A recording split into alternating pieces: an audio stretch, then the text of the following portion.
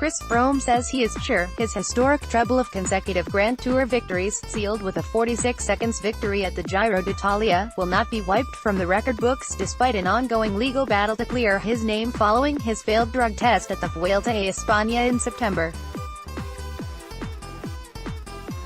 Froome is also confident he will be on the starting line of the Tour de France despite the race director, Prudhomme, admitting he does not want him there unless the long-running investigation into his salbutamol case is resolved. Froome, who denies any wrongdoing, still has to show how more than twice the permitted levels of the asthma drug entered his system. However, he is allowed to continue competing as salbutamol is a specified substance rather than a banned one. When it was put to him that he was riding under a cloud, Froome replied, "I am absolutely certain that when people have the same information as I have, they will understand why I made the decision to continue racing and riding the way I have been. Throughout my career I have done absolutely everything I can to show people I am doing things the right way.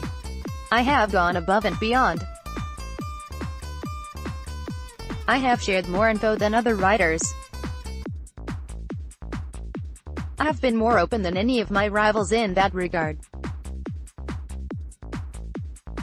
I have shared way more data."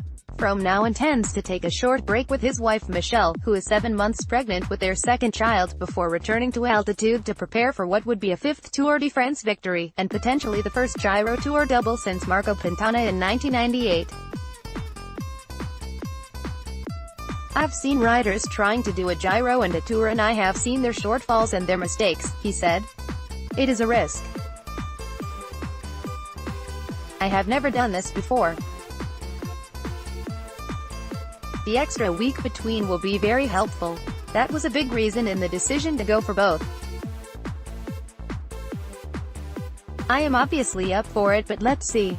The victory on Sunday also means he is only the third cyclist to hold all 3 Grand Tour titles at the same time, and Froome admitted it was immense to be mentioned in the same light as Eddy Merckx and Bernard Hinault. "There is no bigger goal for a pro cyclist than to go for all 3 Grand Tours consecutively," he said.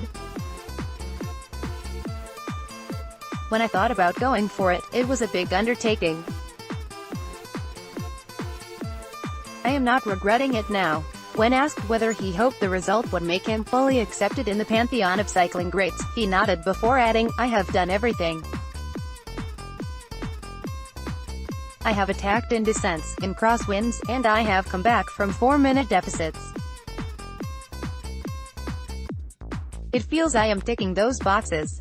Froome also expressed his sympathy for fellow Briton Simon Yates, who led the race for a fortnight before a late collapse, and said he believed the 25-year-old would definitely win a Grand Tour in the future.